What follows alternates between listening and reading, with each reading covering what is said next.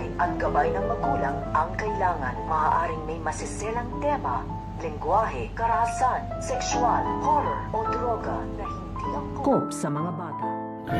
Ang pagsagip sa buhay nito nga si Rose, dahil ito nga si Rose ay nanganganib nga dito ang kanyang buhay dahil maraming dugo na nga ang nawala dito nga kay Rose dahil sa pagkakabaril nga sa kanya. Kaya nag-aalala nga dito ang pamilya nito nga ni Rose na ito nga sila Amira at ang kanyang lola at ang kanyang lolo, at kinakailangan na nga daw masalinan ng dugo itong nga daw si Rose dahil kulang na nga daw ito nga daw dugo dito nga daw sa kanilang ospital at mahirap nga daw hanapin ang dugo nga daw nito nga daw ni Rose. Kaya ito nga si Franco, nung nadinig nga na dito na nangangailangan na nga ng dugo ito nga daw kanyang anak nito nga si Rose, ay magdodonate na nga ito dahil nakakasigurado nga dito ito nga si Franco na magka-match nga daw sila ng dugo nito nga daw ni Rose dahil siya nga daw dito ang tunay na ama nga daw nito. Kaya magdodonate na nga dito ito nga si Franco at hindi na nga ito pipigilan nito nga ni Amira